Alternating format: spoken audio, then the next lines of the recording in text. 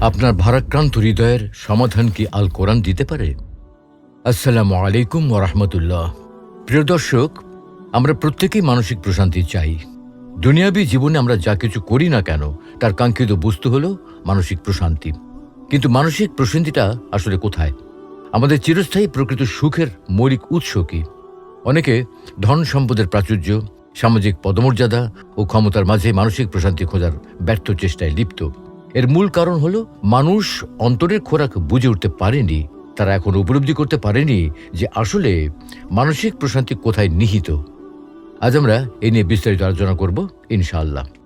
প্রিয় দর্শক, একজন মানুষকে যদি দুনিয়ার সকল সম্পদ, পৃথিবীর সবচেয়ে সুন্দরী রমণী, সবচেয়ে বিলাসবহুল বাড়ি গাড়ি দেওয়া হয়, তারপরেও সেই মানুষ কখনোই মানসিক প্রশান্তি লাভে সক্ষম হবে না। কারণ মানুষের অন্তরের প্রশান্তি উৎস হল আল্লাহর ভালোবাসা। মহান আল্লাহ মানব হৃদয়কে এত সম্ভ্রান্ত, নিষ্কলুষ, পবিত্র করে সৃষ্টি করেছেন যে দুনিয়ার কোনো প্রাচুর্য বা কোনো মোহই তাকে পরিতৃপ্ত করতে পারবে না।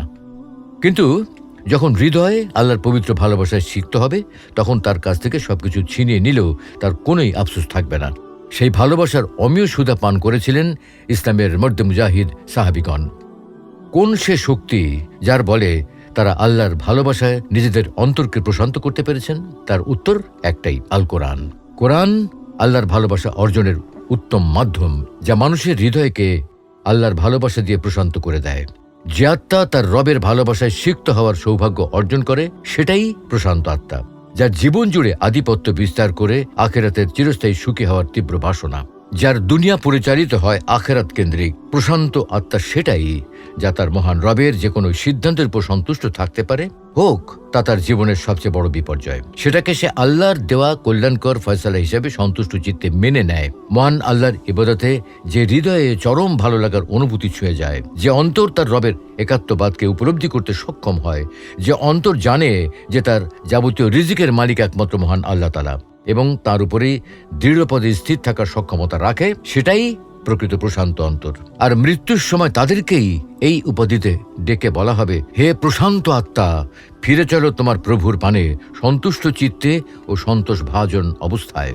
এই আয়াতের ব্যাখ্যায় হাসান বসরি রহমতুল্লাহি আলাইহি বলেন, আল্লাহ যখন কোনো মুমিন বান্দার রুহ কবজ করার ইচ্ছা করেন, তখন সেই রুহ আল্লাহ অভিমুখী হয়ে প্রশান্তি লাভ করে এবং আল্লাহ তার প্রতি সন্তুষ্ট হন। আলী তানতাবী রহমতুল্লাহি আলাইহি বলেন, প্রশান্ত আত্মা হল যে তার বিশুদ্ধ ঈমান ও আমলে সালেহের কারণে কিয়ামতের দিন যাবতীয় ভয় ও দুশ্চিন্তা থেকে নিরাপত্তা লাভ করবে। সর্বোপরি আল্লাহর শাস্তির ভয়ে সর্বদা ভীত সন্ত্রস্ত থাকাও প্রশান্ত আত্মার একটি অন্যতম গুণ। এটা এমন আত্মা যার উপরে তার প্রভু সন্তুষ্ট থাকেন এবং সেও তার প্রভুর দেওয়া যে কোনো সিদ্ধান্তের উপর সন্তুষ্ট থাকে। সে সুখে দুঃখে সর্বাবস্থায় তার প্রভুকে স্মরণ করে, বিপদ আপদে ধৈর্য ধারণ করে এবং নেমতে শুকরিয়া আদায় করে। যে আত্মাকে নেওয়ার জন্য ফেরেশতারা প্রতিযোগিতায় লিপ্ত হয় যে এই সম্মানিত আত্মাকে কে আল্লাহর সামনে নিয়ে যাবেন, এই সেই আত্মা যার সুঘ্রাণে সুবাসিত হবে পুরো আসমান এবং আসমানের সুনাম ছড়িয়ে পড়বে তার। অবশেষে তাকে ইল্লিজিন নামক সবচেয়ে সম্মানিত এবং সর্বোচ্চ মর্যাদায় স্থানে রাখা হবে। তার কবরকে আলোকিত করে দেওয়া হবে। তার জন্য কবরে জান্নাতের বিছানার ব্যবস্থা করা হবে। কিয়ামত পর্যন্ত তার কাছে জান্নাতের সুঘ্রাণ পৌঁছাতে থাকবে। কতই না সৌভাগ্যবান এই অন্তরের অধিকারীরা। দুনিয়া ও আখেরাতে এই অন্তরের চেয়ে দামি আর কি হতে পারে? এই অন্তরের মালিকের চেয়ে সফলকাম ব্যক্তি আর কে হতে পারে? সে তার প্রিয় রবের ভালোবাসায় এতটাই মোহদীপ্ত হবে যে দুনিয়ার ন্যূনতম কোনো মূল্য তার কাছে থাকবে না। সে তার প্রিয়তম স্ত্রী, পিতামাতা, ভাই বোন, তার কলিজার ধন, নয়নের পুত্তলি, সন্তান সন্ততিকে ছেড়ে যেতেও দ্বিধাবোধ বা আফসোস করবে না। আল্লাহর ভালোবাসার প্রতি মানব হৃদয়ের এত টান আর কোনো কিছুতেই নেই। আর এটাই হলো প্রশান্ত আত্মার মৌলিক বৈশিষ্ট্য। আর এই আত্মার অধিকারী হওয়ার জন্য কোরআন হবে উত্তম সঙ্গী। প্রশান্ত আত্মার বৈশিষ্ট্য হচ্ছে তার ঈমান ও আমলে সমতা থাকা এবং কথা কাজে মিল থাকা, সেটা প্রকাশ্যে হোক বা অপ্রকাশ্য। যে কোনো ফরজ বা ওয়াজিব ইবাদতের ব্যাপারে যত্নশীল হওয়া। বান্দা তার পার্থিব জীবনে সহজেই পাপ থেকে বাঁচতে পারে এবং নেকির কাজে অগ্রগণ্য হতে পারে। প্রত্যেকটা কাজে আল্লাহ সন্তুষ্টিকেই প্রাধান্য দেয়া, মানুষের সন্তুষ্টির জন্য আল্লাহর বিরাগ ভাজন না হওয়া, বরং সবার উপরে আল্লাহকেই প্রাধান্য দেয়া। অন্যের ব্যাপারে অনুমান ভিত্তিক কথা না বলা, গীবত বা অপবাদ না দেয়া, কোনো বান্দার হক নষ্ট না করা, বরং আত্মসমালোচনায় নিজেকে ব্যস্ত রাখা এবং নিজেকে শুধরিয়ে নেওয়া, আত্মীয়দের সাথে সদ্ভাব বজায় রাখা, অন্যের জৌলুস দেখে প্রতারিত না হওয়া, নিজের যা আছে তা নিয়ে সন্তুষ্ট থাকা। বলা যেতে পারে এই বৈশিষ্ট্য বা গুণগুলো যে ব্যক্তির মাঝে থাকে তিনিই মূলত সেই মহান প্রশান্ত আত্মার অধিকারী। অন্তরের উপর কোরআনের প্রভাব ব্যাপক। অন্তরের শান্তি নির্ভর করে কোরআনের উপর। মানুষ যেমন শারীরিকভাবে অসুস্থ হয়, তেমনি মানুষ অন্তরের রোগেও রোগাক্রান্ত হয়, যার মহৌষধ হল পবিত্র কোরআন, যে ব্যাপারে মহান আল্লাহ বলে দিয়েছেন, হে মানব জাতি, তোমাদের নিকট তোমাদের প্রতিপালকের পক্ষ থেকে এসে গেছে উপদেশ বাণী কোরআন এবং অন্তরের ব্যাধিসমূহের উপশম, আর বিশ্বাসীদের জন্য পথ প্রদর্শক ও রহমত। ইমাম ইবনুল জাউজি রহমতুল্লাহ আলাইহি বলেন, অন্তরের রোগে আক্রান্ত ব্যক্তির আরোগ্য হল কোরআনের উপদেশমালা। হেদায়েত অন্বেষণের জন্য যথেষ্ট হল কোরআনের দলিলসমূহ। নিরাপত্তা ও সুস্থতার পথচারীরা কোথায়?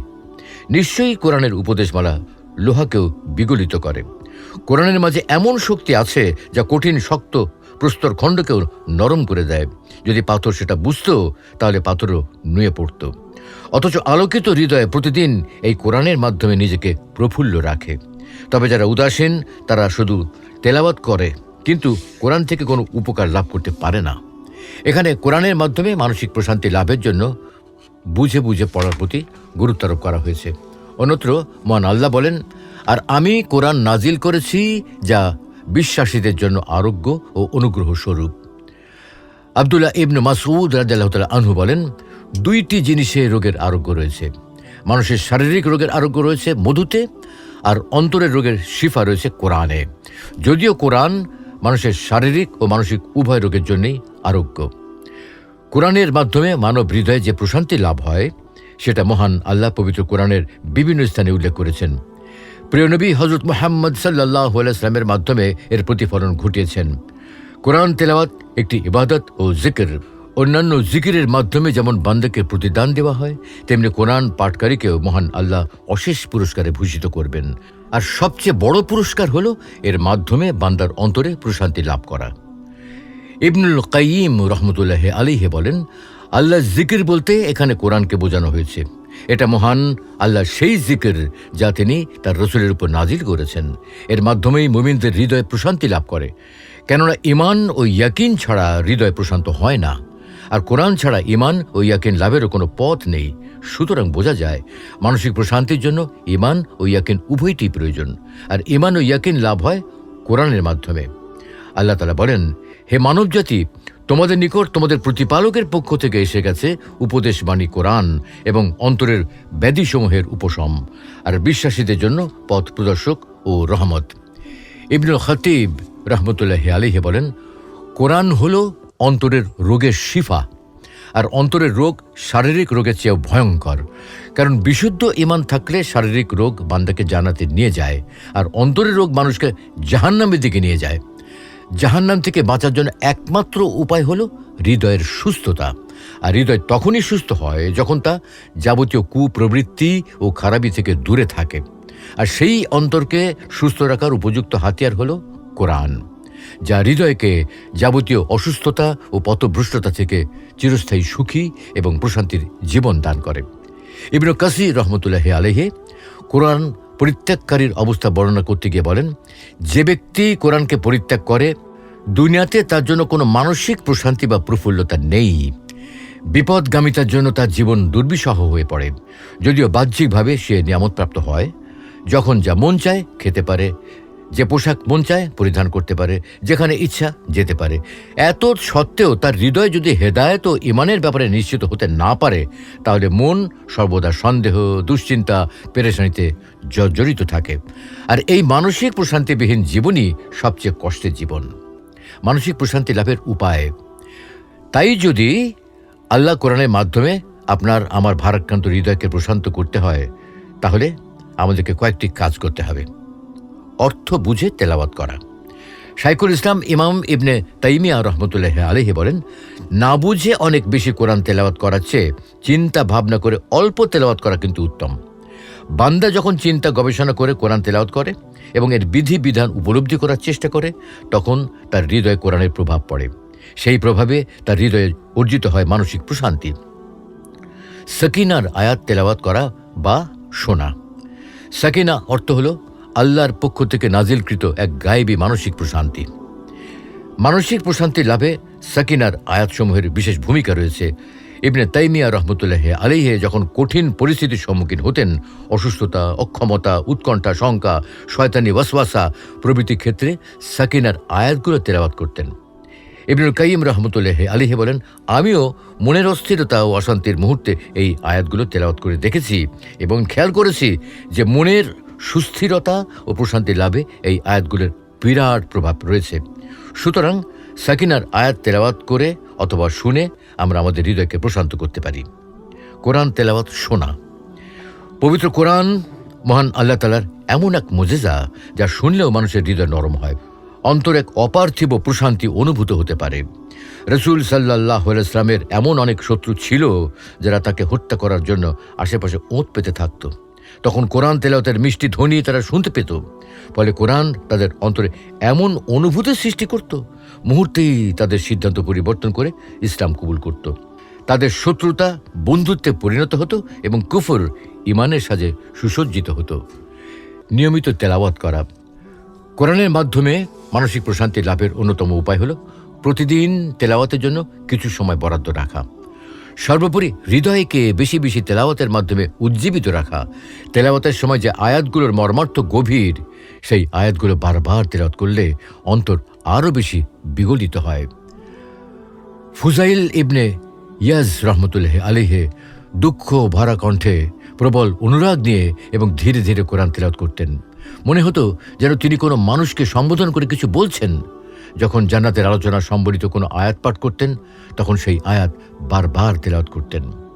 প্রিয় দর্শক, দুনিয়া যদি কারো উপর সংকীর্ণ হয়ে যায়, যদি সুখে থাকার দুনিয়াবি সকল রাস্তা বন্ধ হয়ে যায়, পাশের মানুষের বিশ্বাসঘাতকতায় হৃদয় ক্ষত বিক্ষত হয়, যদি কেউ তার একাকিত্ব ঘুচাতে চায়, যদি দুনিয়াবি নানা রকম দুশ্চিন্তা হতাশার কালো মেঘে হৃদয় আচ্ছাদিত হয়, যদি সিরাতে মুস্তাকিমের অন্বেষী ক্লান্ত পরিশ্রান্ত হয়ে যায়, তাহলে এই সব কিছু সমাধান হিসাবে সে যেন কোরআনকেই আপন করে নেয়।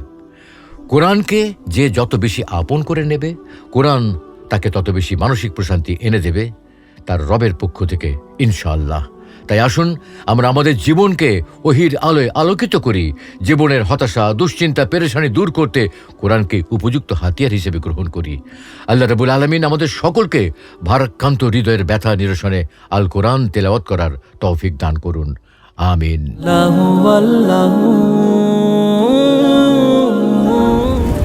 মহাবিশ্ব সৃষ্টির পূর্বে আল্লাহ কি করতেন? কবরের আযাব কি শুধু আত্মার উপরে হবে? ওগো কমলি ওয়ালা নবী সাল্লাল্লাহু আলাইহি। দোয়া কি মানুষের ভাগ্য পরিবর্তন করতে পারে? লা ইলাহা ইল্লাল্লাহ। কোরআন ও হাদিসের আলোকে জীবন গড়ুন। ইসলাম এন্ড লাইফের সাথেই থাকুন। খুদি হে তেগফাসা। Islam and life, ultimate path of light.